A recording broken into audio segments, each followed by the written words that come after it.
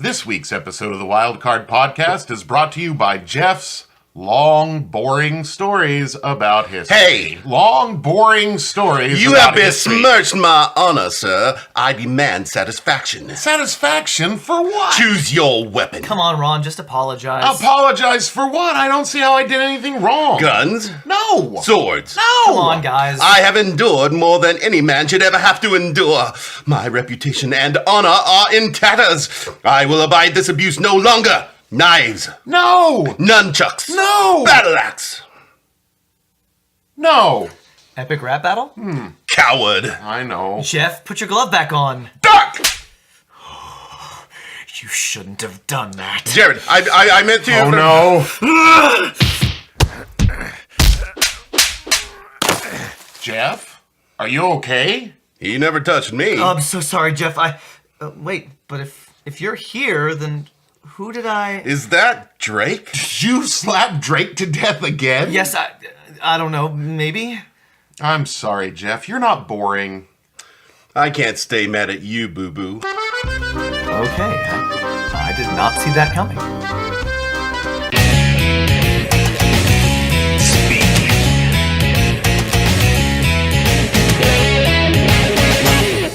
Welcome to the Wildcard Podcast. I'm your host, Jared Eaton, and my co-pilots on this journey to wherever are my good friends Jeff Curtis. Hello. And the man who invented a new kind of stupid. A damage that can never be undone kind of stupid. And open all the cages at the zoo kind of stupid. A clearly you didn't think this through Ron Blair kind of stupid. I'm not sorry at all. I will let the animals out of the zoo and I will ride that fucking rhino into glory down 3rd Street. I swear to Christ. Do you know where that's from, what I just said? No. It's from Hamilton. Oh, is it? That's a Hamilton quote, yeah. Oh, that's lovely. Yeah. Was it during one of their epic rap battle things? Well, actually, this was Angelica. Oh, okay. Yep. Schuyler sisters. I always Absolutely. picture them as hot. I've never even seen a picture in Hamilton, but I'm like, yeah. They're beautiful. They're absolutely beautiful. Except the youngest one, I'm like, no. Peggy. Speaking of a Ron Blair kind of stupid, Ron Blair, what's this podcast all about? This podcast is about Halloween. Celebrating it, embracing the changes in weather, the falling of the leaves, the death and decay of summer into the cold, dark, beautiful grave of winter. And caramel apples, Count Chocula, popcorn balls, and pumpkin spice, every fucking thing. Happy Halloween, motherfucker! All right. Okay. That's it. That was stronger than I expected. Yeah, I came on strong with I like it. fall But you know what? because- I feel really strong about autumn and Halloween. I completely agree. The weather Yeah. is glorious right now. Yeah, it's beautiful. Apparently you are really into Halloween. I'm a little into Halloween. I think our listeners would be completely surprised by that. Completely taken aback. I think they'd be disappointed if I weren't. Yeah, I think you're probably No, right. that's probably true. I love Halloween! Now, I'm going to tell a quick story here. Please. I did something yesterday at school, and I wanted to talk about it on the podcast. Okay. So I was going to devise the favorites question to fit this. Oh, well, let's do that. Well, funny story. I've been doing favorites questions for 65 episodes now. Yeah. And the one I was going to ask, we've already used. Yeah. I'll just tell the story then. All right, great. I was at school, and I was telling a story about something I did last school year. And, it's when you are trying to keep the attention of 30-plus high school students, Right. it can be a little challenging. Sure. But there are occasions when I am successful, when I actually have the attention of 30 teenagers. Yeah. And it is wonderful. And I'll be teaching, and they'll be engaged and listening and asking great questions, and then the damn phone will ring in the classroom. And I will have to walk back to my desk behind all the kids, and I will instantly lose all their focus. Due to no wrong of my own, due only to the fact that someone needs to remember to go get something after class, whatever, I will lose all their attention. Yeah. Then I have to walk back up to the front of the room and be like, all right, ladies and gentlemen, focus, get their attention again. So this was that happened, whatever, I got their attention, I gave them an assignment, and I was walking around the classroom making sure everyone was doing well on the assignment and focusing. Yeah. And then the phone rang. So I walked back there to answer the phone, did the thing, someone had to go to the office, whatever. So I go back, I'm helping a student with something, and I get to them, and I'm down there with them, I'm talking through this thing, I'm like, all right, so here's what happens, blah, blah, blah, phone rings. And I just started explaining this, and I had to go back, answer the stupid phone, go back to the same student. Yeah. The phone rang before I could even for start. God's So sake. I've got this giant column in my room, a giant post in the middle of the classroom, which already makes classroom management difficult. Right. The phone rings, and I just full on punch the post. Oh my God. And I grunted. I'm like, "Are you kidding me?" And the kids never see me angry. Right. I don't get angry in front of the class, but it's like little frustrations like that get to me more than like a kid disrespecting me in my face. Those small things. And so everyone gets quiet. And I'm like, "No, you're fine, guys. I'm not actually that mad." I walk back there, whatever. So I was telling that story yesterday in class, and I punched the post again, and I bruised my knuckles. Oh, Jared. And I didn't punch a hole in the post because it's but I dented it. Oh my God. Telling the story, and I'm like, oh, I guess I shouldn't have. But the kids had a newfound respect for me. Absolutely. I laid a You'll get far less lip now. Yeah, I laid Mr. a Eaton can punch a pole. Yeah. Yeah, watch out for him. post. So that was going to be my stupid injury story, but it turns out that was our favorite question back in like episode What's our 30 something. favorite 30 stupid something. injury? Yeah. Yeah, I we did remember that. that, yeah. We did that once. So I came up with a different favorite question tying into another story from this week. Okay. So here's the actual favorite question today. All What right. is your favorite movie-going experience? Not just favorite movie, but actually right. like time at the movie, circumstances, what theater, have you been any cool places? So, like, just what is our ideal movie-going experience? and if there's a story connected to that from Yeah. what you've done before. Feel free to go first. I have to think about this question. I don't have any experience, but my trip to the movie theater is routine. Yeah. I have a routine where we'll go in and we'll go to the concession stand, and here I have no problem sharing the things in my life with my family and friends. I'm very generous with the people I love. With the exception of... With the exception of my popcorn. I don't want you fucking with my popcorn. I don't want your fingers in it. This is my popcorn. It's my large popcorn, my large soda. Fuck off. This is my thing since I was a child, so leave me alone with it. If you are committing to see a movie, like I am committing, I'm going to be spending money on concessions. Right. Absolutely. And usually quite a bit. Absolutely. I have to have my large popcorn. They can get whatever they want, spend whatever they want. We're at the movies. We're having a good time. Yeah. And then I'll get a second bag, and then I'll go over to the butter and salt, and then I will pour part of the popcorn into the bottom of the other bag, butter and salt that, and then I will layer it. Lasagna style. Lasagna style, That's yeah. impressive. And butter, I love salt, that butter, salt, technique. butter, salt, butter, salt. And so during the film, I never run out of butter and salt in my bag. Because I can live with popcorn without butter. I prefer to have butter. Yeah. But popcorn without salt is cardboard. Yeah, it's horrible. And it so has to have I salt on it. over salt my popcorn, and I'm not as intelligent as Ron. And so what I do is I just do the salt on top, shaky, Right. try to get it to settle down in there, and then I can usually get like the top half. And then I get to the bottom half, and I'm like, well, we're done with popcorn Yeah, see, I used to do that, and that's not good No, it enough doesn't for me. work. It I doesn't have work. to layer it. Mackenzie puts a straw into the bag and then pours the butter in through that so that it gets layers that way. Interesting. But she's only getting the center is the problem. Yeah. I guess you can shake it around a little bit. But I want the salt coating as well all through the bag. So I have to do it this manual way. Wow. It has to be done I love that it. way. I love it. Yeah. I usually get like Mike and Ike's or Raisinets or like a sweetness Yeah. to go with as well. I love Raisinets. I'm a big fan of movie theaters that have Barks root beer. Yeah, because that goes of course. really well with the popcorn for me. I might get a bunch of Crunch or a Twizzler, but for the most part, I try to avoid concessions because It's expensive. Yeah. It's expensive. I don't like the idea of every time I sit down to watch a movie feeling like I should be eating. Right. But mostly, I don't want to have to get up and go to the bathroom in the middle of the fair. movie. That is absolutely fair. Yeah, I depending can on still the- hold it. I can hold it for days and days, so I'm Yeah, good. depending upon the movie. I Sometimes will- I'll get up and go just because I'm done with Now, it. see, I try not to go to a movie where I go, nah, I'm going to take a leak. This Yeah. sucks. You know, I don't want to do that. Yeah. Movies are too valuable. However, the new movie theater, which can't my, wait. my wife Can't wait. works at, by the Oh, way. wow. Yeah, she's been Congratulations. unemployed like 3 weeks. So I did now, not know that. Yeah, she got an orientation Tuesday, Wonderful. and it's Carrie Ray. We've talked about her. Yeah. She's a theater person. I can't wait till I play I'm general going to manager- go see a movie, even if it's not a movie I want to see. just to Right, go right. there. I thought about seeing Venom there, which I wasn't like, I gotta see Venom at the movies, but I get perks. Nice. So I'm going to the movies. Yeah. You know, and it looks magnificent. My concern is that the concessions won't be what I require for my movie going experience. Interesting. It sounds like a more fancy place. They'll probably still Yeah. have I'm the sure- concessions I you might want. just- If they have butter and salt, I I'm bet fine. they'll have I'm concessions happy as a above and clam. beyond what you're expecting. Like I think they're going to have. Oh, like, they will. I a know what they. restaurant. I know what they have. I can't Yeah. tell you, but I know what they have, and you'll be very excited. Can you about say? what Do they you'll have a be able to bar? get. Yes. They will serve beer. Okay, I figured they can't would. say that. They will Okay. serve beer I there. figured they would. So here, the reason this came about was I had a movie going experience this week. Yeah. Oh, Now- I want to get back to it too. Okay. I've got one. Well, then more. I'll tell a story. We'll go back to yours before I get Yeah. to this experience. One of my favorite times I've ever seen a movie, I actually went with myself, and I do that. Yeah. Like, I've been doing that for a long time. I'd so, buy you that. know, I went and saw Guardians of the Galaxy 1 by myself because none of my friends, so good. none of my friends knew the characters, so they didn't care. It didn't matter. It's a Marvel movie. You can And that's trust kind of that. what I was. You I'm know, like, I don't know the characters super well either, but Yeah. there's some great talent. I Right. went and saw it myself, and you could say it's a detriment, but I went opening night, and the audience was amazing. Yeah. Like it was kind of like when I saw Avengers 1.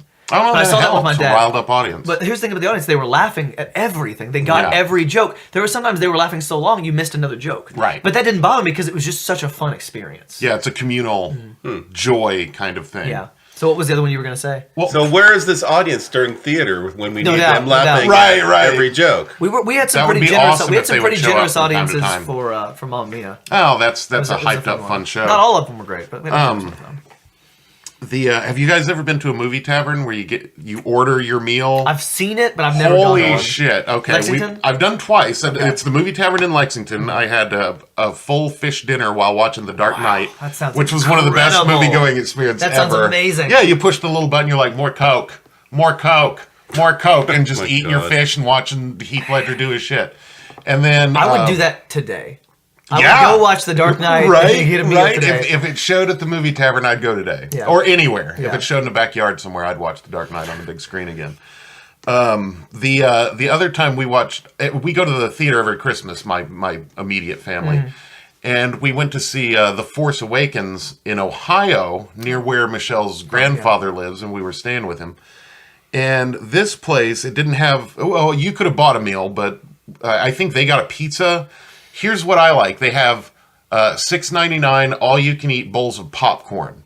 Now they don't have the butter or anything. What they do is they bring you a bowl of popcorn, and then I asked them for some salt, and they brought some sea salt. And I swear to God, we made them regret the decision to Have give all-you-can-eat. all-you-can-eat popcorn. You don't do that when my family is there, because I was calling them every 10 minutes, like, come on, Yeah. come on. And it's like a 2.5 hour movie, so for Yeah. 2.5 hours, it was, come on, refill it. And the pizza was fantastic. So any of those movie taverns, anywhere you I would can like get to a meal experience that there, sometime. it's so good. The wait staff is lovely. I went Yeah. up to Tinseltown Thursday. Yeah. Now, I did not know this was happening, but last Sunday at our Mamma Mia, like our final Mamma Mia, we had Stripe, we went out to eat at Buffalo Wings and Rings. Yeah. Bart asked me, he said he and Allison were going to go see King Lear Right. at Tinseltown Thursday, and Allison couldn't go, so he had an extra ticket. Oh, okay. I didn't really know anything about. Well, first of all, I'd never seen King Lear before. I don't know anything about the story until I saw it. Yeah. But it was the National Tour live production. It was a live production Oh, yeah. of It King was Lear. Ian McClellan, right? Yeah, that was simulcast from London. Yeah. And so the seats were recliners, Nice. like with electric like controls of like how you want to be reclined, how far back you want to go, the feet coming up. Yeah. It had like a desk tray you could put your snacks on, Right. with a great cup holder, comfy seats. Not a big theater in terms of the number of seats, but a Right. big theater in terms of the space. Yeah. I mean, I was sitting between Blake and Bart, and then Debbie was on the other side of Bart, and it was just a perfect venue Yeah. to watch a perfect production. Like the talent on this was incredible. Oh, I'm sure it was spectacular. It was a live It's production. top notch. Best talent in the Right, world. It was a live production, so there were like it was like a 6-act show, and so we had Yeah. it was done in 2 acts, so first 3 and the second 3, and so we had a 15-minute intermission. It was Was it like 3 glorious. hours? Was it oh, like it was 3 hours 4. long? 4 it was hours. 4 yeah. hours plus Yeah, the drive. I thought I saw that it had a runtime of like 330 minutes, and Yeah. I went, "Oh, that's for plus the video drive. viewing." I'll so never watch I mean, I it. got bet home it at was midnight. great. It was midnight when I got home, and Yeah. it was one of the most fun nights I've had in a long time. Yeah, it I sounds would, great. I would do it once a month. Yeah. I mean, and here's the thing: at the beginning of the second act, I'm putting in quotes because obviously it was like Act 4. Right. There was some syncing issues between the sound and the video, but it seemed like it got fixed pretty quickly. Yeah. And it was so I was fine. We exit the theater, and there's a gentleman there apologizing and giving us free rain checks. That's amazing. We got through the Wow. entire movie. I only noticed one hiccup. Because and we that got one mistake. Free tickets. Holy Wow. to come crap! back. That's how you run a business, folks. And here's the thing: like they made a bunch of money off me because, well, even though Bart paid for my ticket, I had to pay for my ticket. Right. I still bought large popcorn, large Yeah. drink, Mike and Ike's. Like, and if I go back, I'll do the same thing because I would see a production there. And when I know one of the ones they advertised was Antony and Cleopatra with Yeah. Ray Fiennes as Antony. Oh, wow. I'll go see it again because the experience was so great. I would recommend anyone look into that national tour stuff that goes through Tinseltown because. Well, I it was think Crown excellent. Point really gets that because they're generous to the Mm-hmm. audience. That nobody makes money off of movies except for the studios and all that. Yeah. The people who own these theaters only make money off of concessions. Yeah. And so their business outside Getting of you giving you there. a great experience Yeah. is their concessions. And so I think Crown Point's really going to win when it comes to let's give you the best experience possible. We're going Yeah. to make you feel good. We're going to treat you well. And for as big as their staff is and everything, the guy who owns it could be raking a shit ton of money off of this, and you can tell he's not. He's being generous with what he's paying his people, what he's giving his audience members, and that's how you do it. I could not, words are not happening right now. I could not say you should go see this more often. I could not give it a better endorsement, I suppose. Yeah. I mean, I will be back multiple times to see more shows there because every character was great. Bart and I were discussing a lot, theatrically, like from the choices that were made in this specific production, but just the venue, the people that were there. There was one time like a phone went off. I thought it might have been actually at the theater on the screen. Like I think it might have been there because everyone out there, they were laughing at good times, and emotional at times. It was wonderful. Great. What about you, Jeff? What's your movie? I have nothing. I have nothing to share. Mike and Ike's, and that's about it. So you're more sweet than the salty Twizzler and Crunch a Bunch. Twizzlers, Crunch a Bunch. Sometimes I'd get nothing. Madeline usually wants popcorn and a drink, so I'll get her popcorn. See, to me, it's that experience. Yeah. The popcorn and the drink is part of the experience. See, to me, it's the movie. Well, since Madeline's been born, I haven't seen very many movies that I actually care that much about. But before I was married, I used to go to the movies all the time. I'd go after work. When I worked in Queens, there was a movie theater right across the street from my office, and so Fridays especially, but sometimes during the week, I would go after work. I'd go in and pay for the first movie, then I'd stay for the next 5. Going from theater to theater. I've done a double feature once. I've never had the guts to do that. I did it with Bart. For the most part, they don't care. They're not making money off the ticket sales. They're making money off of their concessions. And so I'd finish a movie and I'd see, what's starting now? And then I'd go into there not having any idea what I was going to see. And sometimes it was good, sometimes it wasn't. But, it's free to me. So what did I care? Which isn't technically illegal. I guess I was stealing the movie experience, and so I apologize, but I'm not sorry. They're coming to get you. They're coming to get you. For the most part, most of my movie going experiences until I had a child was just me going by myself. Occasionally I'd go with people, but most movies I go to by myself. Growing up, we had to drive 50 miles to go see a movie, so it wasn't something we'd do very often. Once my brother and I were old enough to drive, we'd go there more frequently. But my brother and my friends would go, and sometimes they'd go if I invited them to go with me. But usually people didn't think to invite me unless they had to. So horrible. So So I was happy when I moved to Boston, and there was movie theaters I could walk to, and I told the experience of me wanting to go see Octopussy, and no one wanting to go with me, which that shocks me. Which was the last time I ever asked anyone to go to a movie with me. From that moment on, if I wanted to see a movie, I just went. I assumed no one else was going to go. Yeah. If someone invited me to go with them or suggested a movie, I would go with them, but I was never the inviter. Wow. I always just went to a movie. I can't wait to do it. I'm going to be there regularly. I'm excited about it. My mom used to take me to the movie like once a week. It seems it was once a week. I'm sure it wasn't that, but good God, she really fostered my love of cinema from as long as I can remember. From my youngest age, she's been giving me the theater experience. Now, speaking of wonderful experiences, absolutely, it is a Ron-isode. You're welcome. So You're here in we for a go. treat. Let me ask you guys a question. Okay, really? now I'm going to ask you a question, Ron. Ask me a question. Are we continuing the triptych of Ron Halloween special? Oh, absolutely. Right. We're going to be doing this until Halloween comes. Because we had our first episode a couple weeks ago. Right. We talked about John Carpenter, the director of Halloween, which I think is, if you're going to watch a movie traditionally on Halloween, it should be Halloween. I just bought it. So that Did you? So you can watch it all the time. Every 13 minutes. Absolutely. Every 13 minutes. So let me ask you, what is your favorite Cranberries song? It's obviously Linger. What is your favorite drink that has rum, lime, bitters, grenadine, and grapefruit juice? I don't drink, Ron. What's your favorite band that sang She's Not There in Time of the Season? Dang it, I've only got one answer for this one. What do you call someone who's been dosed with tetrodotoxin? I have no answer to any of these. What is George Romero's lasting legacy? Movies. Zombies! Zombies, goddammit! We're going to talk about zombies today. Zombies! And I'm so much more prepared than I ever have been here. So we're going to talk about the how ancient cultures viewed death and the undead rising back from the grave. That's where we're going to start, and we're going to run the gamut here. Because so often you just see like the zombie culture, especially with Walking Dead, has If you think of proliferated. zombie, that's what you think of. Yeah, because that's the where you current immediately one. go. But However, the tradition, it goes way back. it's been since the Stone Age. Yeah. Now, there was an article in the New Scientist magazine. It was entitled "The Surprising History Behind Gravestones." It was by Mika Matlack.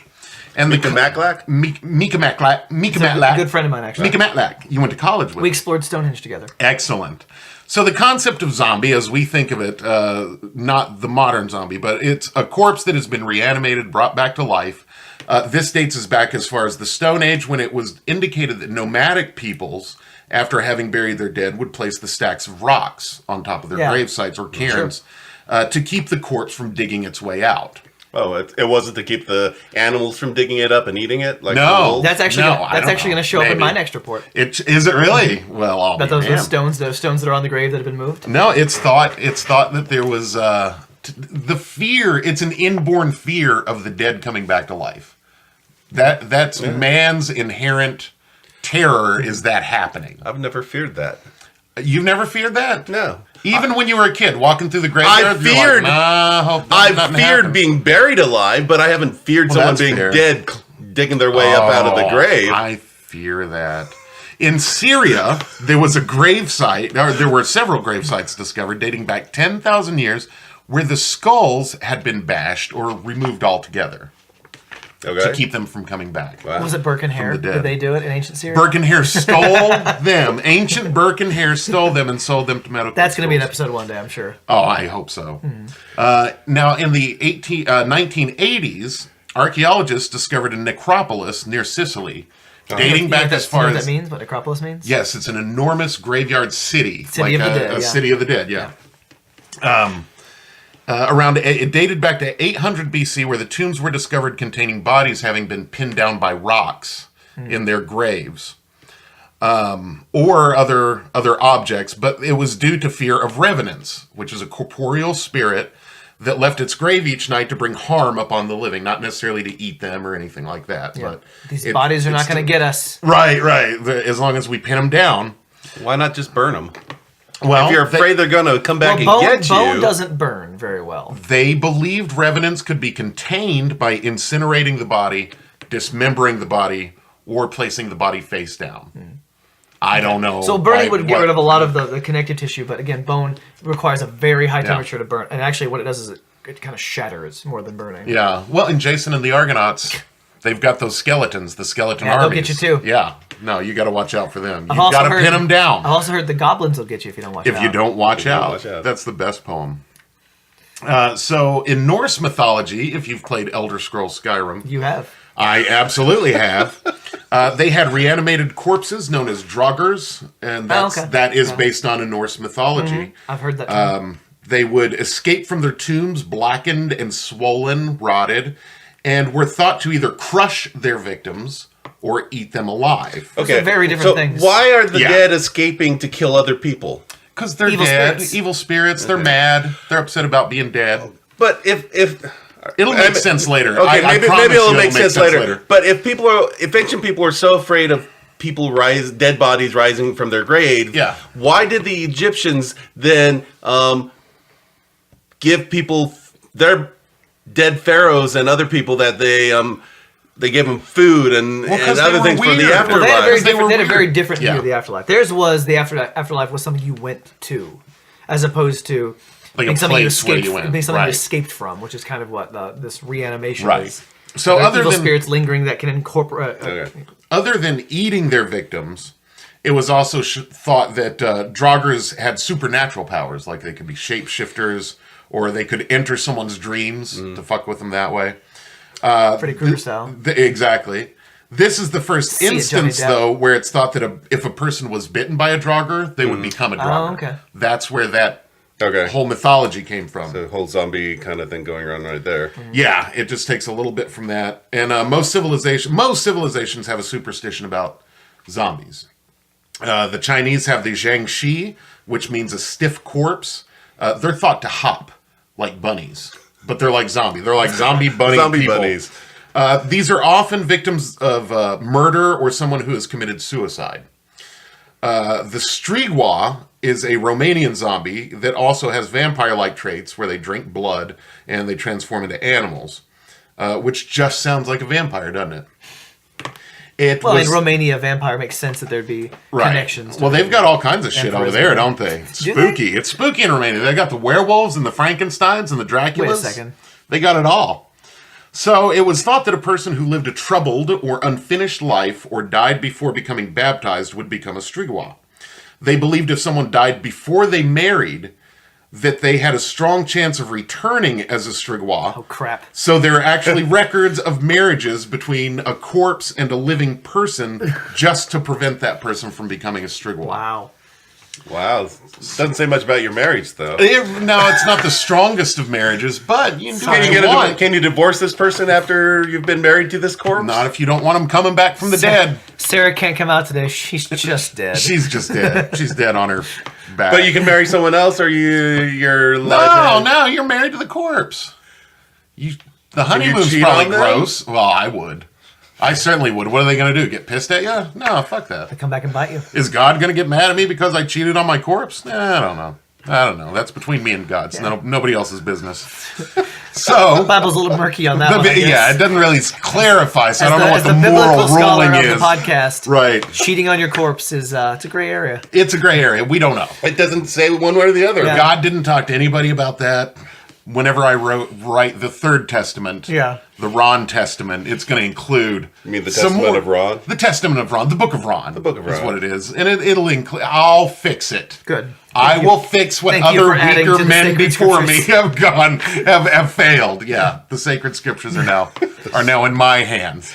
Go back to talking about defiling. You're welcome. Yeah, let's talk about defiling. Yeah. No, we're going to move on to the voodoo zombies. Here we go. Here's what this is what I think of when I think of zombies. Before 1968, this is what zombies were. Yeah. Well, is this the first use of the term? No, but I will get to that as well. I'm going to say modern because this dates back to the early 1600s. This modern. And what was going on in Europe and Africa around the 1600s, the slave trade was going into really taking off. It's taken off. Taken off. It's slaves everywhere. Slaves for everyone. We're having a jihad on prices. Jihad on prices? That was really too far, wasn't it? Sorry, my Muslim friends. Everything must go. Salabim. So...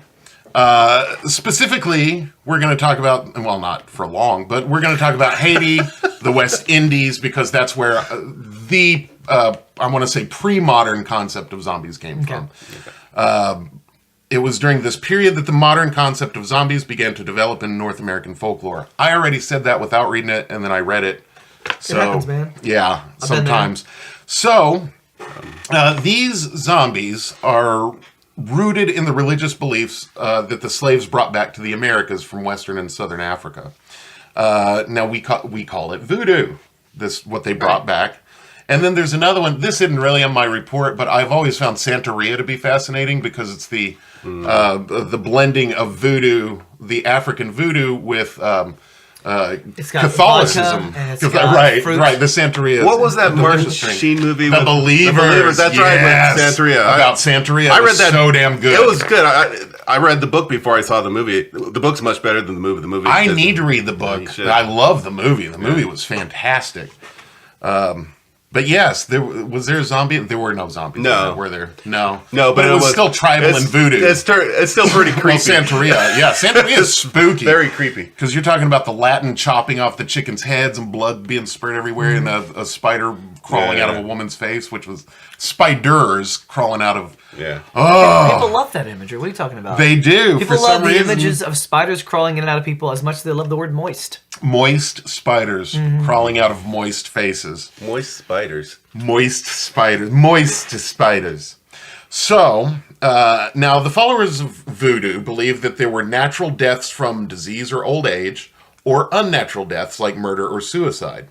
The spirits of those people who died either by murder or suicide they were thought to hover over their grave while awaiting for the approval of the gods to let them into the And a priest into could the like kingdom. manipulate these spirits. Right? That's what it is. They were called a bokor or a voodoo sorcerer. I think They would trap their soul in a jar, and as long as they're in possession of this jar, it was thought that they could control the bodies and of use the the power of deceased. that. I think there's Exactly. also They became other priests, servants. Other priests, Houchin or something like that. It was like a good version that wouldn't go into this kind of dark magic. Yeah, well, not not every- all bokors are bad. Bokors Okay. can go either Okay. way.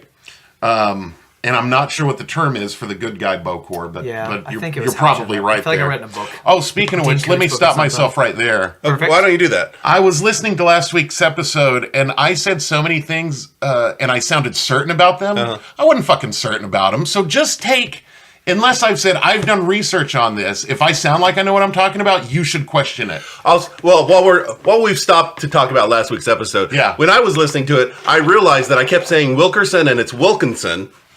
For who? For the general who had... Oh, the General The Wilkinson. general, it's Wilkinson, not Wilkerson. And I kept saying Warren when I was talking about the Chief Justice. It was Marshall, not You were Chief thinking Justice. of Jim Warren, who did it was the, Earl Warren. the Watergate I kept report. talking about Earl Warren, but I Yeah. meant John Marshall. It was the Marshall. It's Marshall. Not I want to Warren. take. I do want to take this opportunities to retract almost all of the information I've given out in the past 65 episodes and present it as fact. Some of it was fact, but a lot of times I was just talking out of my ass. Great. I apologize. Really? I never knew. I know it probably didn't even need to be said, but for you guys, it was the Mel Brooks thing, and that bothered me because I like Mel Brooks. I've studied up on Mel Brooks, and then I would go, "Oh, you're so full of shit." Like I said, 12 Chairs was made before the producers. I don't know that that's true, but the way I said it sounded like, "Oh You're so yeah, I convincing, totally man. believe You're so him," convincing. and I didn't like that, so Okay. I had to stop but listening. you still and then- believe that it was made before, but you don't know that. I as a think fact. it may have been. I think it may have been. All So right. let's just say, unless I say I got this from a legitimate source, like this entire zombie thing, I may not know. I may not absolutely know. But this is what I think. I don't think that all 20 of our listeners are coming Yeah. here because they think that we know everything that comes out God, of our I mouth. hope not. I really hope not. I think I'm hoping that they're here mostly to be entertained by our answers. group dynamics, our shenanigans are, and they might pick up some knowledge on the way. Yeah, Accidentally. goings on. Absolutely. Okay. But I would say take anything any of us except maybe Jared says with a grain of salt. I feel like Mine with 3 grains of salt. I But feel 1 grain is not like sufficient. an enormous weight has been lifted off of my corpse chest. Oh, okay. Okay. And I can now rise again to tell my story.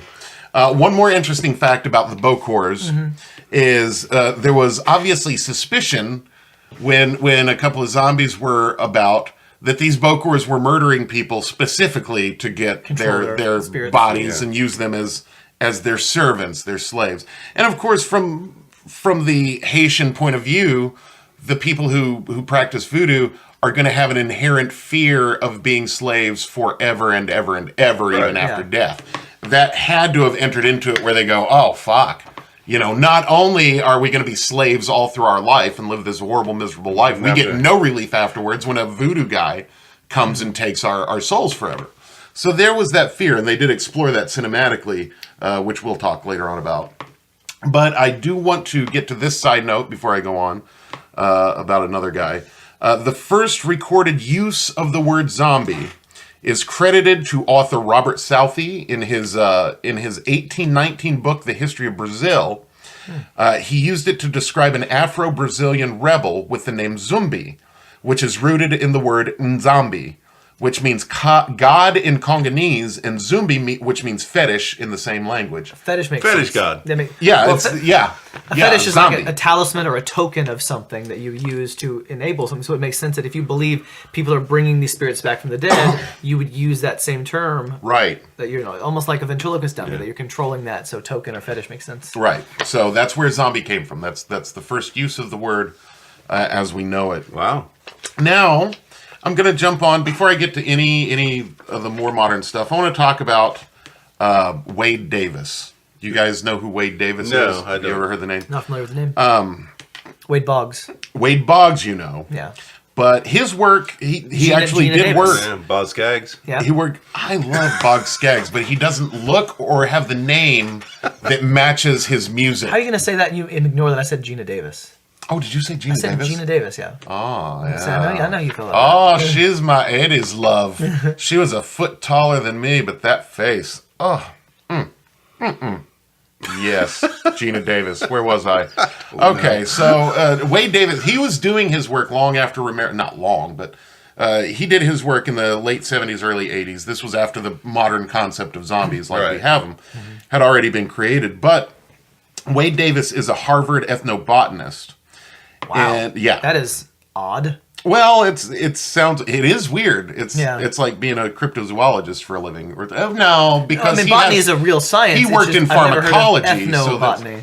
Yeah, which is, that's homeopathy, Yeah. and then going around to other cultures and seeing what their plants are like. It didn't necessarily be homeopathy. He was really a pharmacologist. Exactly. It'd just be looking at, like, we're using these medicines that all derive from plants, so what plants are cultures using? How can we use those in our pharmacology? Right, exactly. Or pharmaceuticals, I should say. So even though the Romero zombies had been born at this point, Wade Davis was looking into the Haitian version of zombies that we had known in the last century, or that viewers had seen in the last century. He turned his research papers into 2 books. The second one he wrote was Passage of Darkness, The Ethnobiology of the Haitian Zombie in 1988, but it never reached the same acclaim as 1985's The Serpent and the Rainbow, which Wes Craven turned into a film in 1988 starring Bill Pullman and Paul Davis, who's great. They're both spectacular in this movie, and it's creepy. I will recommend Serpent and the Rainbow to anybody. It's one of those forgotten horror treasures from the 1980s. It's not really exploitative. I mean, it's an intense, scary. We were talking about The Believers. It's that same kind of thing, that same vein of scariness, except this one's a little more out there because it's about Wade Davis going to discover more about this. So is it really? It's based on his book, and it follows him as a character. And his discoveries? What it does is it takes a fictionalized version. Well, yeah. They base it on his trip and his study into the chemicals that they use to make zombies in Haiti. Where it wasn't a voodoo priest, there was scientific basis on all of this. But Craven added the voodoo aspects to it and made it a supernatural, as if voodoo were a real supernatural religion that can fuck with you. So Wade Davis's work was specifically just about pharmacology, even though it's a spooky story that he came up with. Wes Craven really embellished that with the film and made it supernatural. I'm sure Wade Davis's story on its own might make a fairly compelling drama, but I can't imagine it being a really interesting movie. A biologist going to study boring plants. Yeah, that was pretty much it. No one cares about biologists. But when he was in Haiti, he learned the story of Clairvius Narcissa. He was thought to have died in 1962. Clairvius? Clairvius, yeah. Thought to have died in 1962. Or Narcissa.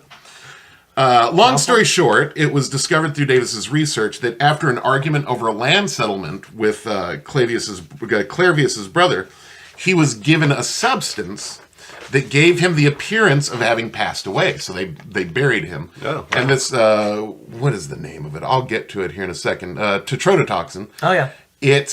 That's the chemical that's used. It's either a powder or a paste. I think that comes from pufferfish. It does. Mm-hmm. It absolutely does.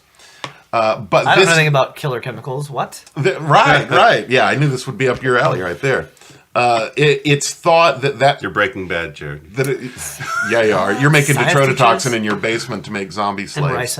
And ricin. Yeah, mm-hmm. That's tasty. I put that on my with your marmalade cornflakes. Yeah, my marmalade and cornflakes. My ricin. Mm-hmm. It makes me strong. So strong. So the substance is actually made up of 2 different powders. The first is known as coup de poudre. What? Coup de poudre. Coup de poudre. Which is French for the word powder strike. How many syllables he could put together. Right. Can you point to it? And coup de poudre. Coup de poudre. Yeah. That mainly consists of the tetrodotoxin, which is found in the puffer fish, and if it's given a large enough dose, it'll kill you. So they have to be very careful with their just like the chefs who prepare. The sushi chefs that do the I can't remember. something. There is a word I'm for looking it, it up. but it's the Japanese chefs that'll, like, you go to a restaurant and you know that if they don't cook it right, it's going You to kill die. you. You have to like sign a waiver. Why but would I order this? You would not. Other people do. And I feel the same way you do about those people. Fugu. Because, Yeah, but the chefs, if they don't do it right. the chefs have to fugu. undergo rigorous training to be able to sell that at their Yeah, it'll restaurant. kill you. Like they have to go through classes and like prove they do this and like certify. Right. So that gives you the effect of death, the illusion of death. The other one is the second powder is made up of a deliriant drug, like a hallucinogenic, like datura, which people may know as Jimson weed or moonflower or something like that. It's fairly common, but it's a hallucinogenic. It has those properties. Where would we find these substances so that we could make someone Ron's look like backyard. they're dead? I don't know, in my backyard, in my flower laboratory. bed. Yeah, right. In your garden? With in his, my with garden. his foxglove, like his my hemlock. datura, my monk's hood. Yeah. My nightshade. So the powder, Zombies. the powder is administered through an open wound or being ingested internally. It has to hit the bloodstream to go into effect. So there's a part in Serpent in the Rainbow where somebody just blows the powder in his face and he's like, "I'm fucked up now, seeing stuff." That's not how it works. It has to be direct. I guess it could if work, it gets go in mucous your membranes, eyes yeah, and if it your gets but mucous membranes. not so much as like into a wound Not as directly direct, into the yeah. bloodstream or having someone eat it. So they'd have to like make a notch on your face or something so you're blending and then go. Well, I mean, you're talking Haiti. These people have open wounds everywhere. It's a rough That life seems over like there. that seems like a. Well, I mean, blanket they're statement. laborers, Stereotype, yeah. Well, it's true though. They're not living in the best of conditions there. No, that's true. You've got a lot of injuries that don't You'll go find a attended down place there. like that where like parasites are very common because hygiene Yeah. and the water are not as clean. So I understand. Yeah, this is a place where that'll thrive. So of course, once it gives them the appearance of death, they go through the rituals and the rites of burying these people, and then after they were buried, they would, sure enough, rise from the grave out of their coffins, which I would imagine down there is like the cheapest of wood. You're not going to get the greatest of coffins. Sometimes you'll just be dumped in a hole. Those are even ceremonies you'll see sometimes. I remember like Live and Let Die, Baron Samedi. Right, that kind of right. ceremony, like rising out of the coffin ceremony. That's the kind of stuff we're talking about. And because of the datura, whenever they rose from the grave, they would exhibit weren't symptoms of themselves. psychosis. Yeah. Right? They were very odd. And Davis found that this explained some of the victims' bizarre behavior. And it said that there were some Bokors, I'm using the finger quotes, Bokors who did this. They used the tetrodotoxin over and over again to keep people chemically subservient to them for years. So, if you weren't continuously being given a dose of this stuff, that you'd come out of it and go back to your normal self? This is the fucked up thing right here. I don't think you would. Because of this culture, it wasn't just the powder, but because of their culture, these people had risen from the dead, so they were conscientious that they were the undead, the living dead, and they had no productive place in Haitian society, and so they would behave as a zombie because of this stigma Because that they had. They I'm a believed they were corpse. zombies. That's And it. they- I'm and a they lost corpse. I their have to know my citizenship. They place. don't have- yeah. So they would behave as zombies would, which is Wow. not the Romero zombie. It's the shuffling around, the dead face, and all that, and the aimlessness. And of course, they would stick close to the graveyards because nobody wants that in But their they'd still have to society. eat food and stuff. Or were they killing people to eat food then? No, I'm not No. sure how they existed. I guess they were Because they're still surviving. living Thieves. people. Yeah, they needed Sustenance. nutrients and stuff like that. I don't know, but I'm sure they got it somewhere, stole it from windowsills or something like that. You start imagining them grabbing a pie out of a window. Right, that's what I picture, a zombie just grabbing a pie. You know, pies out the windowsills. Right. Now, as it would be, Davis's work has been disputed by several other pharmacologists. The ethics were also called into question because he arranged for the body of a recently buried child to be exhumed. One of the ingredients of the powder is derived from the brain of a recently deceased child. Really? And I don't think it has to be a child. That's superstition, but I'm thinking it's the DMT that they're extracting from the people's bodies. The what's a dimethyltryptamine? Dimethyltryptamine. It's also hallucinogenic. Okay. But yeah, that didn't go over well with the pharmacology so. people. No, and I don't know whether it was a child or not exhuming a body to get the Yeah. to show the powder. But that's what the quotes against Bokors were doing, is digging up children and taking. So the Bokors actually chemical. know that the zombies aren't real. They are just making zombies to control them, and because they're being power. dicks. And that's the great thing about Serpent in the Rainbow, is it doesn't shy away from that. It's as voodoo. They're like, the zombies aren't real. They're just these guys, that we've exposed to the detrototoxin. It's the other aspect. It's really the government that is voodoo, the real voodoo that they're presenting. So it becomes the haves versus the have-nots, which is, that's a huge Big theme part of through a zombie lot culture. of zombie cultures. Absolutely That's is. The masses. As I've said it many times on this show before, the zombies never matter. Mm-hmm. It's the people, the survivors that matter, and their story and what tears them apart. So the zombies are just exterior stimuli. Right. So enough about Wade Davis, but I had to mention his work. Yeah. It's major on the zombie stuff. But some of the films that have featured these voodoo zombies, obviously they're before 1968, most of them. But in 1932, that was really the first time audiences ever had a chance to see the plantation zombies. I would imagine it was horrifying. I bet it was. It was a White Zombie with Bela Lugosi. Never mind. Of course, Never White mind. Zombie. White Zombie is with Bela Lugosi. He played a plantation owner, and he's the classic, I'm using these zombies to do my evil bidding and murder my enemies and stuff like that. So that dates back as far as 1932, when Frankenstein and Dracula and all those were coming out. Speaking of At the Frankenstein, time. Yeah, is that a zombie movie? I'm going to get to that. We're going to argue that point here pretty soon. Okay. But they would... I was wondering if we were going to... oh, yeah, I'm not leaving that So out. we're going to come up with a definitive. Yeah, we're going to try to decision on debate it. a couple That's what we of do. things here. Yeah, and it's an argument that I had with Because Caleb I know as well. another thing you have a problem with, and we'll get to it later. Yeah. In terms of definition of zombie movies. Oh, I do. Oh, we're gonna talk about that too. So anyway, later on in I Walked with a Zombie by Jacques Tourneur, it was actually an important work from the 50s. I think early 50s, late 40s, early 50s. I can't remember it. I didn't write it I think down. you're for some reason. thinking of So I Married an Axe Murderer. That may have been what you're it. thinking. I like that. I love that a lot. movie so much.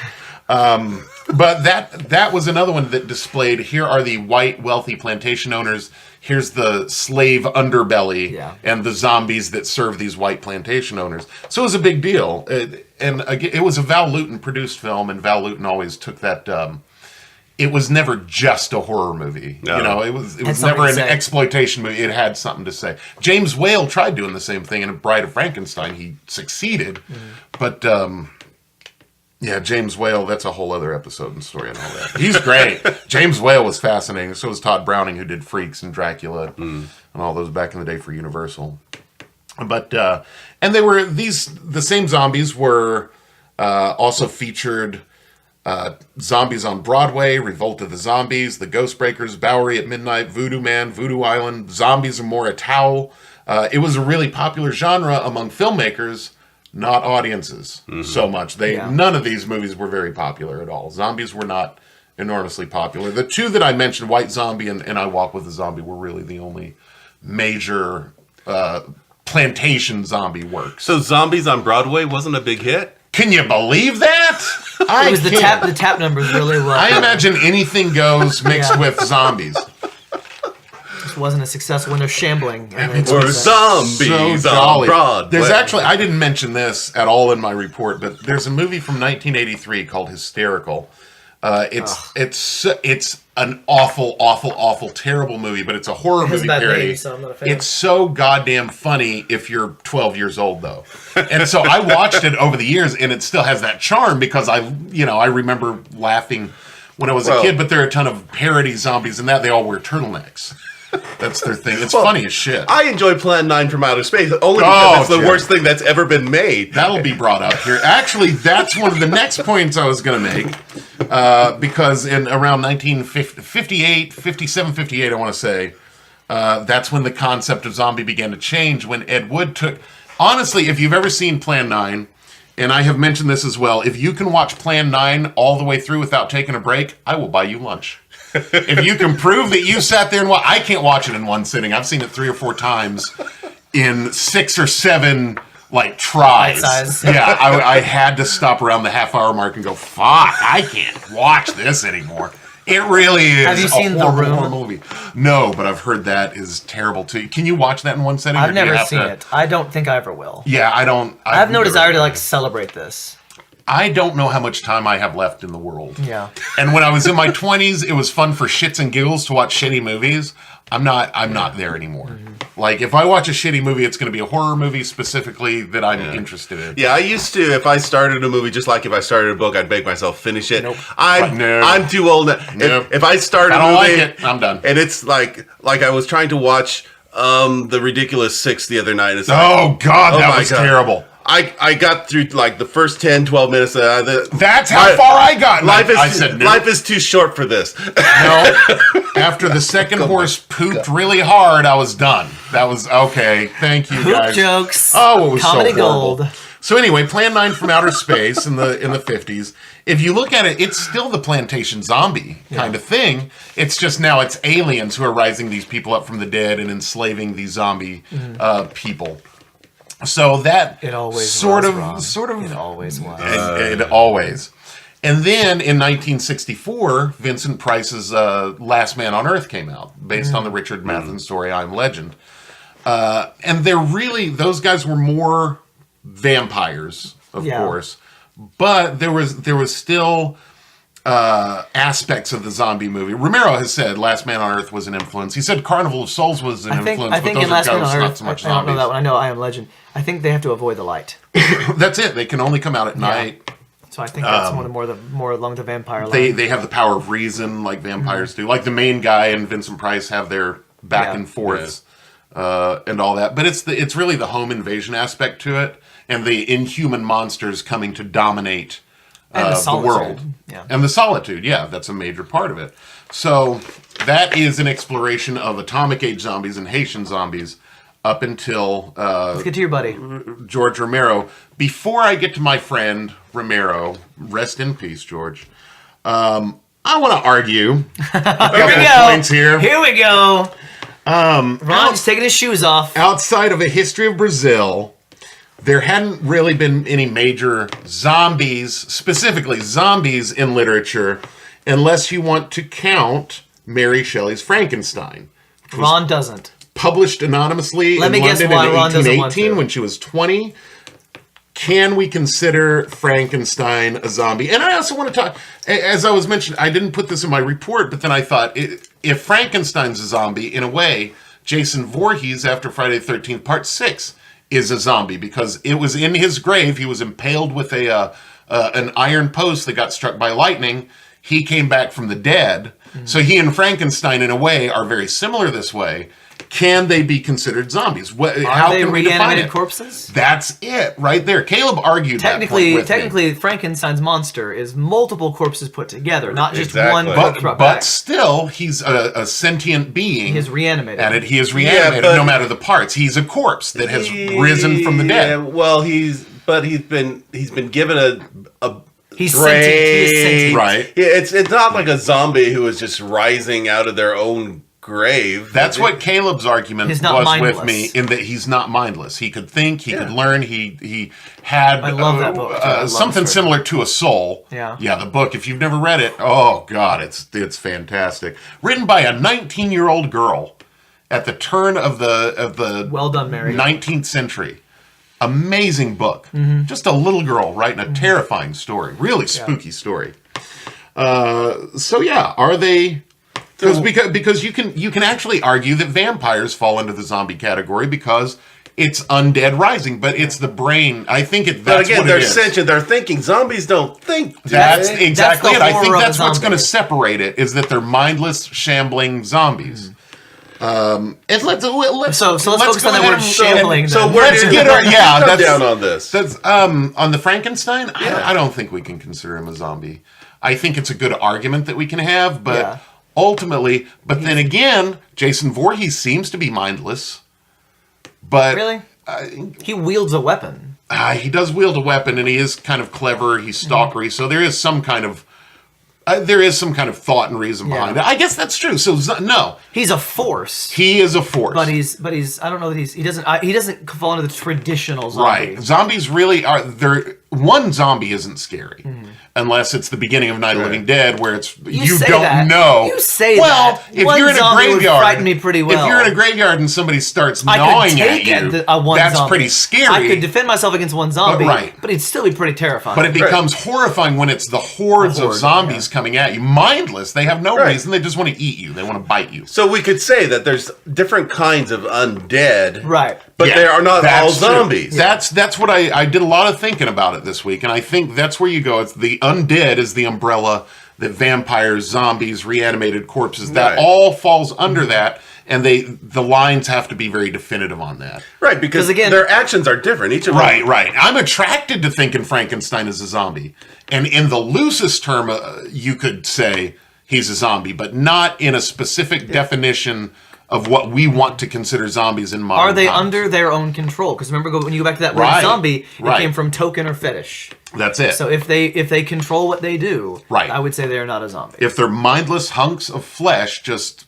for whatever reason, doing what they do. So you're a zombie? I am a zombie. Ron, that mindless hunk of flesh. But mine Old Krusty Bones himself. Mine is brought on by detrototoxin. Oh, okay. I self-administer. So then, Ron, I know we want to get to Romero, but I know you probably want to argue this. So if they're moving quickly, they're not zombies? You know what? Let me get past Romero. So you've got that later. Oh, we're going to talk about a few things before we wrap it up here.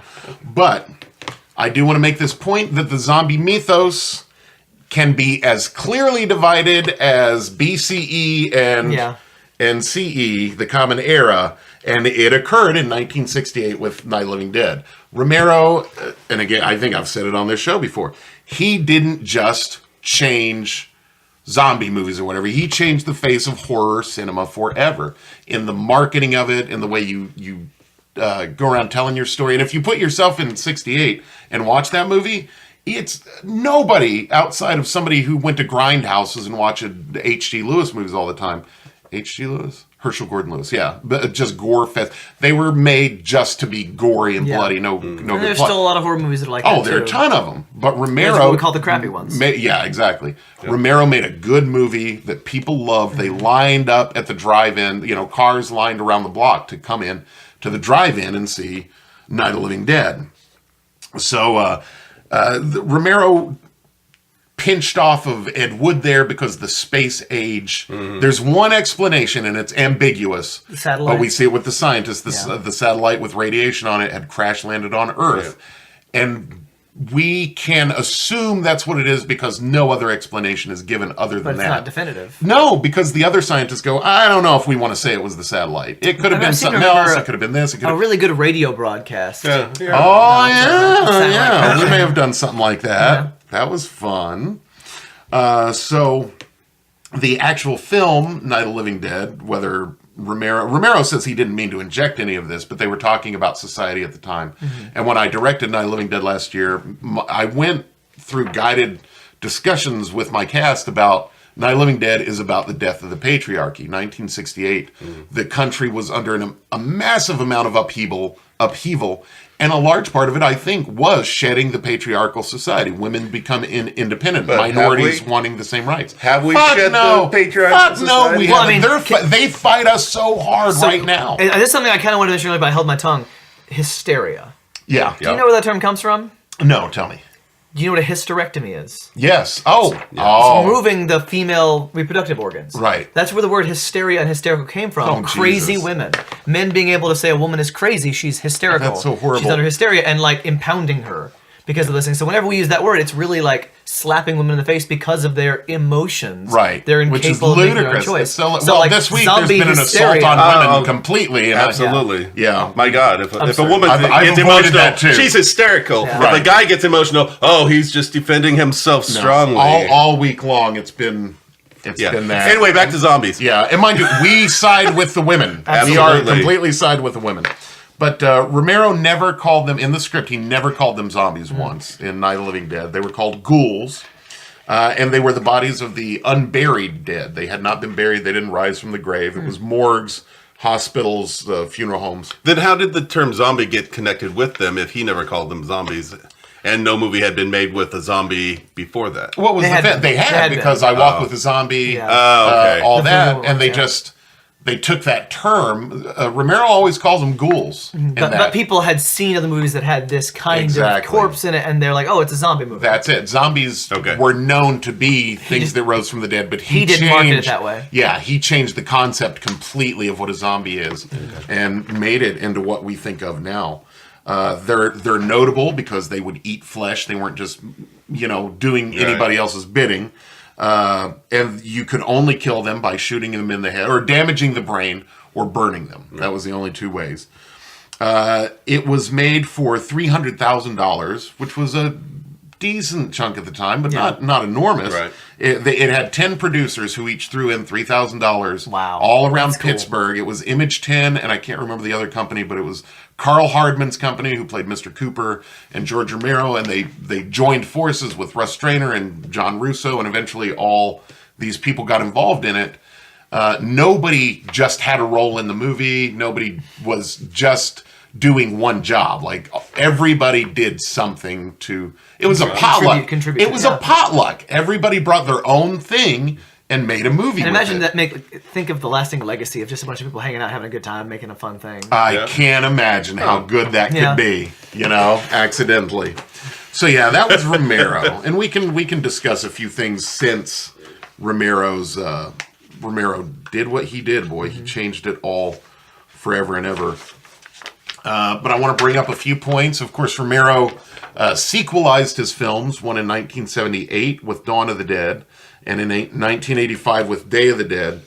And I want to mention... Are those connected timeline-wise? Like, is it in the same universe, or is it just, here's another incidence of when this thing could happen? No, totally same universe. Okay. And Dawn of the Dead, I take it that it occurs right after Night of the Living Dead. Well, it can't. It can't have, because there are more zombies. But Dawn of the Dead, it'd certainly be shortly after Night of the Living Dead, months or a couple of years, no more than that, when society is right there on the verge of collapse. Mm-hmm. It's pretty well collapsing. Authority figures are the harder they try to grasp controlling the main populace during this apocalypse, the harder it becomes. And of course, the government, there's a great line in Dawn of the Dead that a priest says. He says, as long as we keep killing each other, we can't win the war. Because we're just making more zombies. We're making more dead people and less living people. And so that's where we are as a society. That's the beginning of the film. And then they 4 survivors seek refuge in an enormous mall, which was a fairly new concept in 1978. And so it really became about consumerism and where did all these zombies come from? Why are they here? Well, this is what they knew in real life, to go and consume and walk the mall. And they were mindless zombies before they were zombies, I think is what Romero was saying. Okay. And then by 85, it's about, it all takes place in a government bunker underground where there are far more zombies than there are living people at this point. And the government and the military and a group of scientists are trying to figure out how to control the situation, either reverse them or, because it's become, you can't kill them all now. There are just too many of them. You can't do it. And so it's really about the government with its iron grip versus the scientists who just want to figure this thing out. And then ethical things come into question, like feeding troops who died naturally to the zombies, research zombies, stuff like that. It explores a lot of interesting stuff.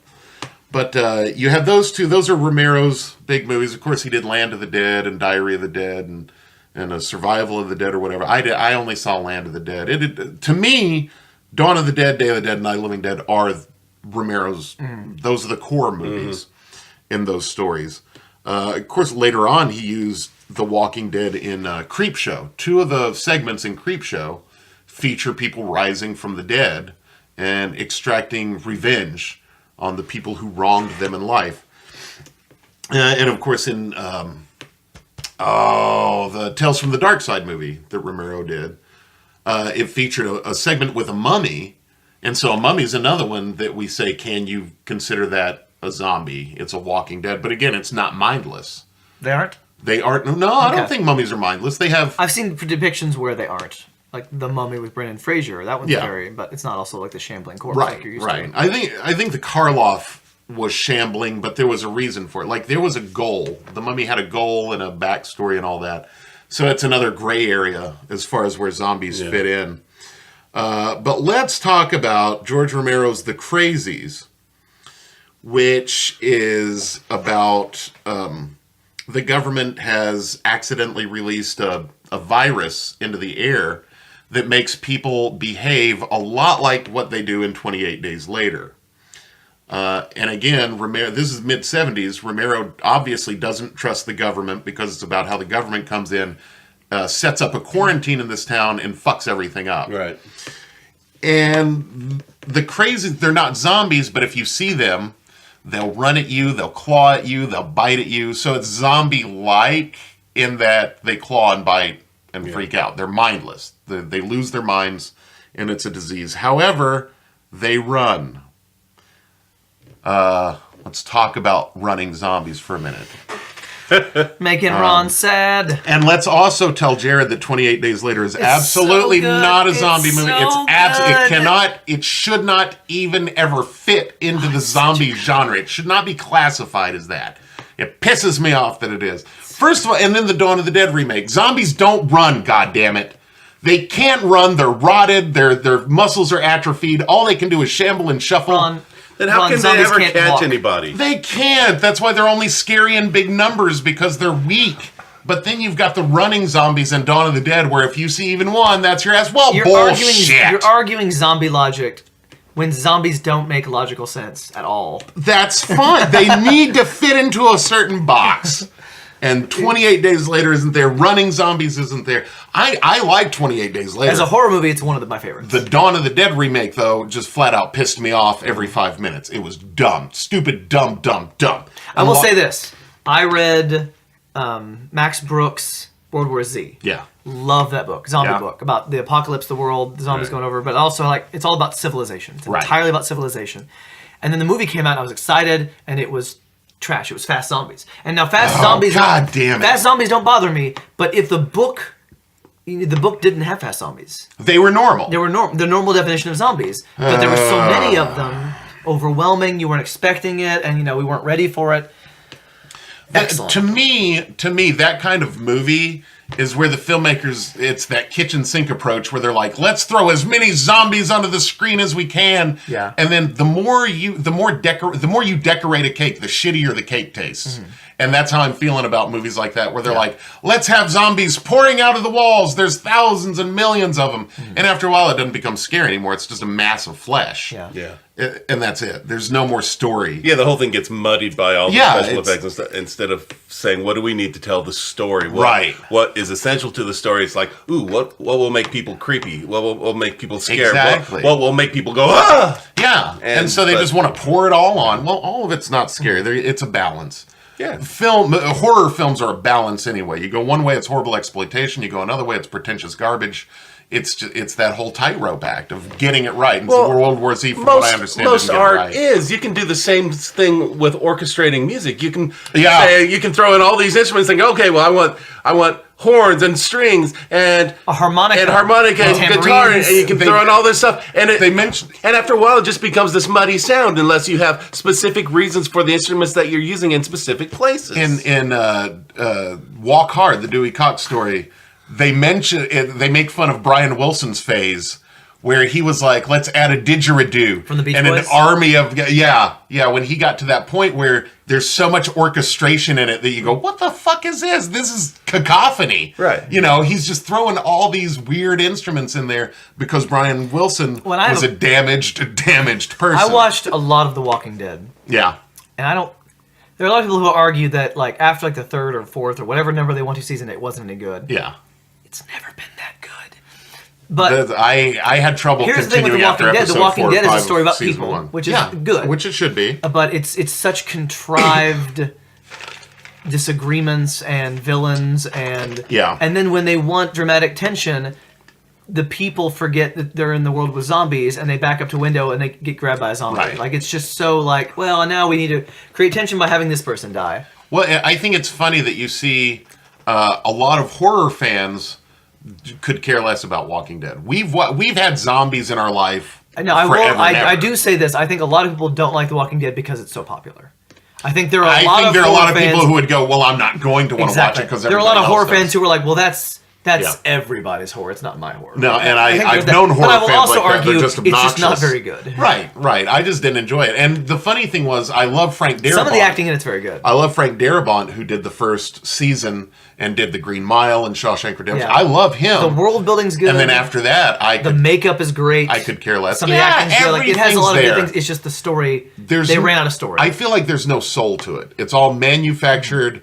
Let us force feed you this zombie I think story. the first season's really solid, especially the ending of the first season. But I only saw like episode 4 or 5 is when I stopped. Mm-hmm. I think there are only 6 episodes. But I didn't care. I just didn't care like everybody else did. So Walking Dead was never, I never cared much. But since we're talking about Romero zombies versus whatever, a lot of times people think that people going brains, that's not George Romero. they bite you anywhere. They'll bite you anywhere. There was a parody of Night of the Living Dead called Return of the Living Dead, which came out in 1985. It's a funny movie. It's really gory and hilarious, and it's got its scary moments.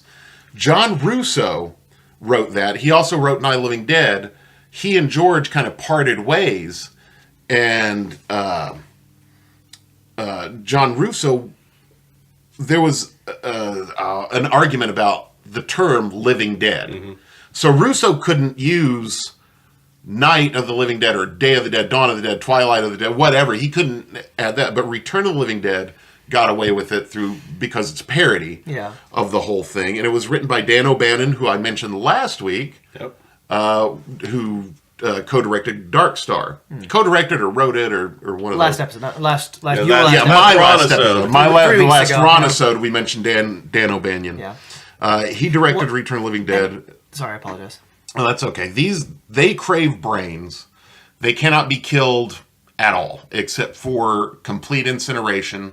And in Return of the Living Dead, they incinerate one of these corpses, but it releases the toxin that brought him back to life into the clouds overhead, and then it rained on a graveyard nearby, a necropolis in Louisville, Kentucky, where it was based. Oh. And then there's a siege upon the nearby funeral home and medical supply warehouse.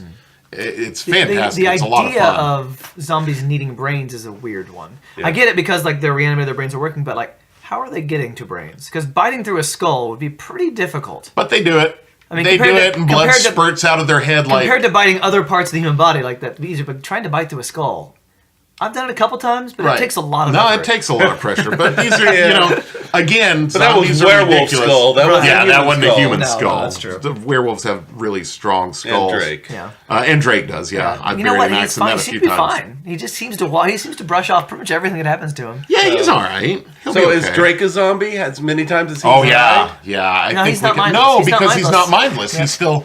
He's He is just a tough. reanimated corpse. Yeah. But there's no Yeah. arguing that.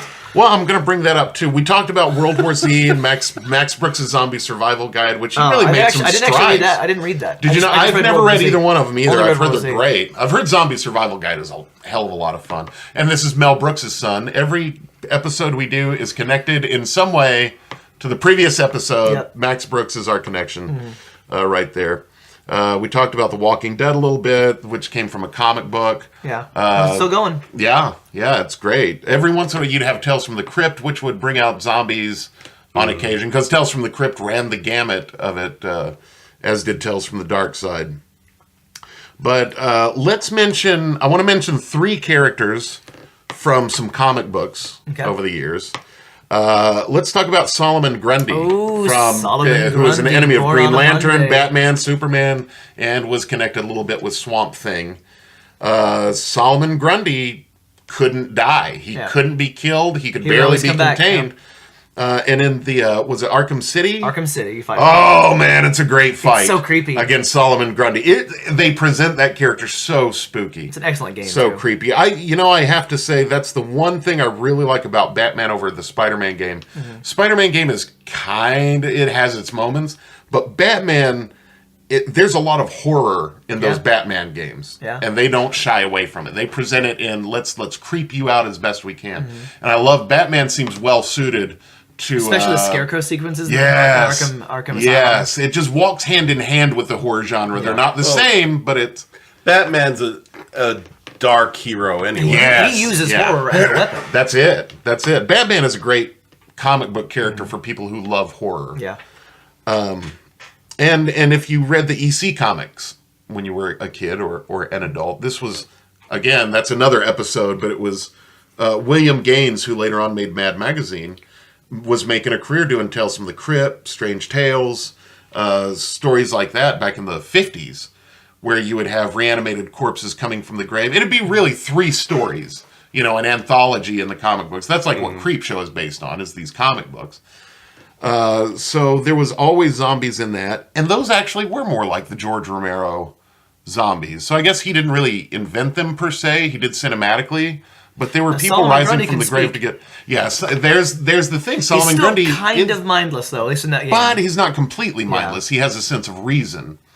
And Spider-Man has his own version of that in Tombstone. I don't know. I'm not familiar with Tombstone. Which Tombstone, he makes an appearance in the game, but he's a biker that had been exposed to a chemical as a child, and so he couldn't be hurt. A lot of at all. science-based creation of villains, and there's Yeah, Mobius. Spider-Man's all- Mobius is living like a vampire. Yeah. It's another character that he's got. Yeah, but it's all Mobius- science. Mobius- It's all Mobius. explained through science. Like Tombstone was exposed as a child to this toxin, and it made him invincible. And that's Spider-Man's, not his version of Solomon Grundy. Solomon Grundy is one of Batman's villains, like Killer Croc, where Yeah. it's not Physical believable match, at all, hardly, and it's creepy and spooky. Tombstone, the character is creepy, but Spider-Man doesn't delve into horror very often at Yeah. all, I don't think. Although the Hobgoblin is a great character for the Halloween season. Psychological Yeah. villains, but not exactly horror. Spider-Man's not a dark comic, really, for the most part. There was another one, another comic book called Dylan Dog. Dylan Dog. It was a European comic book. I think Italian. I'm almost certain, but I'm not 100% sure. But it's about a character that fights the forces of evil out there, the supernatural evils. They made a movie based on that character in the 90s with Rupert Everett. It was called Delamore della Morte, which means Delamore of the Dead in Italian. It was known as Cemetery Man when it came over to the United States. But it's about this guy who is in charge. He's the caretaker of a cemetery in this town in Italy. The distinction that the cemetery has that only the caretakers know about is after these corpses have been in the ground for about a day, they come back. And it's up to the caretaker to dispose of these returning bodies. Oh. Well, he thinks at one point that he becomes very attracted to this woman. He thinks she has died. She has not died, but they bury her alive, and he ends up killing her the second day. But he is in love with her, and then she does return from the dead. And so it's a love story told within a zombie story. Wow. Great Have you movie. seen Warm Bodies? I haven't. I've heard it's great, I though. would check it out. It's Yeah? kind of the same thing. It's zombies, and there's a romance in there between a zombie and a living person. But it's not that creepy kind of like lusty. Right. You are following the zombie's perspective. Yeah. Oh, that's cool. And it's played by Nicholas Hoult. He was the Beast in the newest. Oh, yeah, X-Men he's movies. great. He's a good actor. And there's some other people in it too, but it's a good story. It's like basically his heart restarts. He's still a zombie, but his heart kind of comes back. So he's got these feelings he doesn't understand how to deal with. It's worth seeing. Now, this would have been a wasted episode if we don't mention Shaun of the Dead. That was my last point. I was Shaun of the Dead was my last point. 2004. I almost said one of the most brilliant. It is the most brilliant zombie comedy, horror comedy. The writing. Now, I haven't seen Zombieland. I know a lot of people put that one up there too. It's good. It's not Shaun of the Dead, but it's good. Zombieland is so American and testosterone driven and action driven. It's slick and funny and all that. Mm-hmm. Shaun of the Dead had a lot of soul. Mm-hmm. And it had a lot of charisma overall. You like the Simon characters. Pegg and Nick Frost. They're just Bill Nighy. great. And that was Bill Nye was amazing in it. That was really they had done Spaced before. They had done some television, but Edgar Wright, Nick Frost, and Simon Pegg had never done a full feature-length movie together. And I think I'm gonna try to make Studio Jake watch that Canal, one soon. at least, Jake everybody Canal. needs to watch Shaun of the Dead. I mean, I want him to watch the entire Cornetto trilogy, but that's the first Right, one. So. and I think that's the best one. That's still my favorite. Hot Fuzz, I Hot love Fuzz is Hot my Fuzz. favorite. Hot Fuzz is the last one I saw. Okay. I'd seen the other two and loved the other two, and then I saw Hot Fuzz once. I'm like, oh, it's pretty good. Hot Fuzz and is the great. second time I saw it, I'm like, this is the best. I think. World's End is okay. I It's like worth the a World's watch End. I like it a lot. I like Martin Freeman Shaun a of the lot. Dead, though, you'll never. It's rare you hear that kind of writing. Clever writing. They have a mastery And of the cutting, words. the cutting in that. It's brilliant. Because there's one scene where he's walking to work and everything's fine. Yeah. And then the next day or day after he's walking The to next work day. and the zombie apocalypse has started. And it's around him, but and he's everything's not. changed, but he doesn't notice it. That's the whole point of the film. This guy is living this everyday. He's the zombie. Yeah. Grind. Exactly. That's exactly it. So he walks to the store and he's And paying it's the same attention people to from the jack day, shit around the same him. people from the day before, but now they're zombies or being attacked by zombies, and he's just walking past them. It's the most clever film I may have ever seen. Yeah. It presents the I wanna watch material it right in the absolute best way I've ever seen in my life. And it's not high budget. They don't try to be slick. They're just, we're working class artists in England just trying to tell a fun story, and that's what they did. They did it. It's a fun story. They're not trying to make a point. They're not trying to do anything but make sure that you have the best time possible, and they succeed beautifully. It's great. And then at the end, there are moments where it becomes... It's got heart. They You've always got have this heart. moral center to it where you go, oh, why did that have to happen? There's at least one character where you go, God damn it. I'd say there's a couple times and that you're, happens. you're upset. With family members. You're or loved upset ones. near the end where you're like, fuck, and it brings out this you didn't realize how heartfelt invested you were in it? warmth. Yeah, you totally love those characters. So much so that if you get the DVD, you'll probably want to look and see what happened to the characters afterwards, because there's some characters that you don't see what happens to them so much, and they explain in the special features, this is what happened to this character, right? Oh, it's great. It's absolutely great. Shaun of the Dead, I can't recommend it enough to anybody. Well, thank you for a great report, Ron. Oh, Good thank stuff on you. the history Thank you of for letting me zombies. talk about zombies. Of I course. love them. I forget how much I love them until I start talking about It's them. clear how much you love I it. even love vampires a little bit. I've came to that epiphany over the week that I don't hate vampires. I want to read Dracula. I've never read Dracula. I tried. So help me, I tried. Yeah. It's just the language. I'm not smart enough to read Dracula. I'm not smart enough to read Henry James's Turn of the Screw. I just can't get through it. I can't. My brain can't process the language that's being used. And That I'm was just me like, when I I'm read bored. Clockwork Orange. Clockwork Orange is one of the hardest books to Oh, ever I read. figured I that'd got be through it too. I got through it, but it was very tricky. The only other book that I haven't been able to read was One Flew Over the Cuckoo's Nest, but it's because I can't find anything other than the smallest print. And I'm not doing that. I'm not putting my eyes to work like that. The only book I haven't made it through, and I haven't made it through twice. I've tried twice. Yeah. Is Count of Monte Cristo.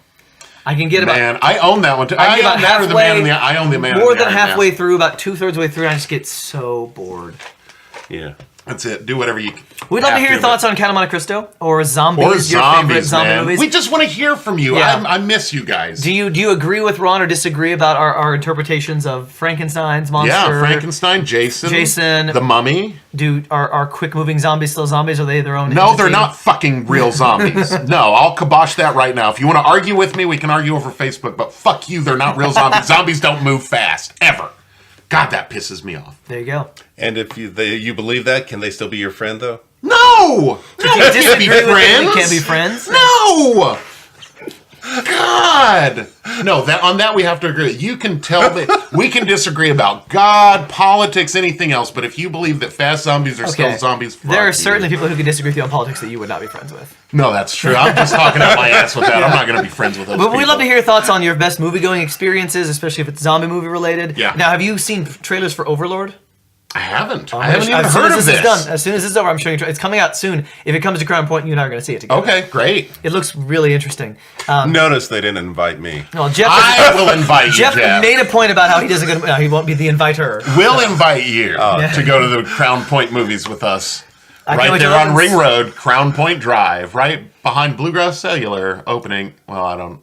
Did I give the opening date? I don't. It's October 12th. Okay, thank you. There you go. I didn't want to be the one to I didn't say know it. the date. I don't know what I can say and what I can't. Well, I don't know what's if been I can say it or publicized. not, but I know it's October 12th. Well, there you go. October 12th, it's opening. You guys be ready because it's going to be an can't wait. extraordinary theater. It's going to be packed, beautiful. too. Absolutely, it will be. You have to make reservations online too and pay for it online. So do that while you can. And it's reserved seating. Ooh, It's totally I weird. like I that. know. like that I know. It's a totally lot. weird. You go online, you pick your seat, you don't go like there, that. they show you Love your it. seat. That's what Michelle's doing. She's Means I can get showing what I people want. to Means their I can seats. get what I want. Yep. So you'll love it. So you have to buy tickets online. You do Or have you to could buy them there, but because there's kiosks there, right? I'm not sure. Like I'm sure you could go there and buy them there, but if you go online, you get what you want, as Right. opposed to getting what's left when Well, you get there. I usually go to the movie as a last minute thing. I don't Yeah. plan ahead. I don't go online. I find out, okay, well, a movie's playing. What time is it starting? And then I I go. feel like, but if you That's go by because you go by yourself. But if you go by yourself, like you can sit anywhere. Like you can pick Yeah. a seat. And me and my anywhere you whole want. family have to. They have to plan it's ahead an 'cause ordeal. they wanna It's sit an by each other, ordeal yeah. to do it all. So we plan it a week in advance. We know when we're going to the Yeah. movies and what we're going to see at a specific time. If you've seen Overlord, I want to hear your thoughts on it. But until next time, dear deckheads, we say to you, stay wild. Stay wild. By the edge.